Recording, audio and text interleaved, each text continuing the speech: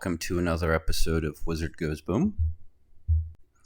Today I wanted to talk a little bit about the BrOSR and what they're about. And just a quick disclaimer, I am not part of the BrOSR, but although I do find their entire play style to be quite fascinating. So what is the BrOSR and what are they about? Well, firstly, they believe that they've unlocked real, true D&D. And they believe they play the game as intended. That's one of the interesting things about the BrOSR is they believe they play real D&D the way it was intended to be played. And playing it any other way is not really D&D. So I found that they can be a little bit abrasive at times and they're very opinionated. But I find their approach to D&D to be very fascinating. It's very interesting, their whole play style. Let me read a little bit from Jeffro, who is kind of their leader, so to speak. And he says, "What is the BrOSR? The BrOSR is real D&D. It is AD&D played as intended. It is successful fantasy campaigns that just won't quit. It is fundamentally different type of play that is distinct from conventional approaches to role-playing that have dominated the hobby over the past 40 years. Now, that's a pretty big claim there. The claim that they're playing real D&D where everyone else is just really not. But let's dive into what exactly they do and how that's different from other approaches to D&D. So while I'm not sure about the claim that it's real D&D, it is certainly a valid type of play style. So let me kind of get into it. The first thing is that it's AD&D, first edition, and you play it raw. That's rules as written. No house rules, no deviation from what's written down in the 3 core books. And I want to point out that it is only the 3 core books. That's the Player's Handbook, the Dungeon Master's Guide, and the Monster Manual. And they insist that you stick to the text as it's written.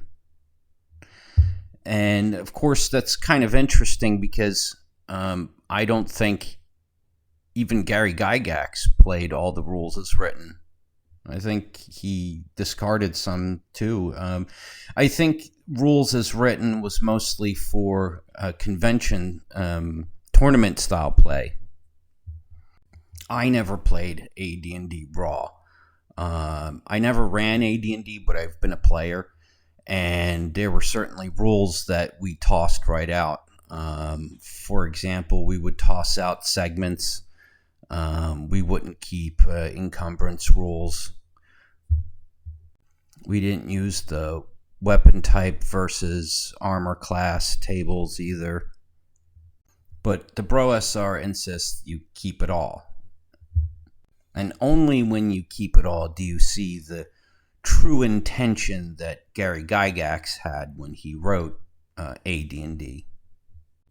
Now, the second part of that rules as written, in the timekeeping section of the DMG, the BrOSR came at something called 1-to-1 ratio time, or just 1-to-1 time, and they call it Jeffro-Gaxian timekeeping. Now, this part I find really fascinating, the 1-to-1 time. And what's meant by 1-to-1 time is that you peg the game calendar in days to the real world calendar in days. So for every 1 day that passes in game time, 1 day passes in real time, and vice versa. Now, that may seem kind of like an odd way to play. And it's an interesting interpretation of those timekeeping rules that Gary wrote about, which I talked about in a previous video. And the examples Gary gives for the when to use one-to-one time seem to point to when there's downtime in the game, and in situations where the party might split up, and it's done to avoid time paradoxes. Like if the party splits up and, let's say, one group decides to do training to get to their next level, and other half of the party decides to go into a dungeon, and how to avoid the time paradox there. But the bros take it a step further. They apply one-to-one time all the time, not just in certain scenarios, but all the time. And I think even Gary sort of hinted to it in OD&D by suggesting that you can run a persistent world in that way. So what Gary did when he was dungeon mastering Greyhawk is he would run it for several different groups and at different times, but they were all in the same campaign setting. So in order to avoid time paradoxes, Gary came up with the one-to-one time, where it makes it possible to run such a persistent world where you have, while you're DMing for, let's say, two different groups, their actions and how they affect the world and how much time passes. Let's say, for example, that one group you DM for goes into a dungeon and they clear it out. Then you have the other group that wants to go into the same dungeon. How do you avoid it so that they don't run into each other? Certain time paradoxes, like what'll happen with the treasure? Will they find it cleared out? Will they be competing for the same treasure in the same dungeon, sort of thing? So that's kind of the main purpose for the BrOSR of one-to-one time, is running a persistent world, which again is very fascinating to me. The idea that the campaign is always on, even when you step away from the game. The other thing that the other way that they approach AD&D is also through Braunsteins. Now, you might remember that D&D itself kind of started as Dave Arneson's Blackmoor, which was a Braunstein. And what is a Braunstein? A Braunstein's kind of a war game where you take on a role within the war game, and your actions are mediated by the referee. Now, what the BrOSR does is they engage in faction play and domain play, and they resolve these through the Braunstein. What they might do is, let's say you take over or you play as a faction of the Thieves Guild in the city of Greyhawk, and you resolve those actions through the Braunstein style play.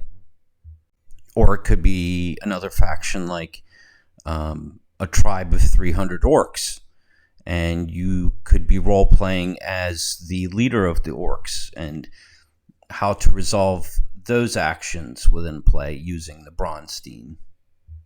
It could even be a Lich and his minions. But this also kind of takes a load off the DM, because the DM then doesn't have to come up with the storylines. The DM doesn't have to be a storyteller. The stories play out themselves through the players. Because if you remember in the OSR, the big emphasis is on player-driven stories as opposed to DM-driven stories. So the conflicts between these factions create the story. The BrOSR also really plays up this war game aspect of D&D. And they do mass battles through kind of a 1 to 10 chainmail scaling of battles, kind of like stacking units of troops and figuring out combat that way. Again, I don't think anyone ever played the game this way, but still, I mean, it's completely valid to play this way. I just don't think that's how it was played. Even when I was playing AD&D, I didn't play this way. And we did ignore lots of rules. But I just find this kind of play fascinating. A game that is always on. And faction play, that's kind of a new thing for me, for AD&D, and I'm sure for a lot of people.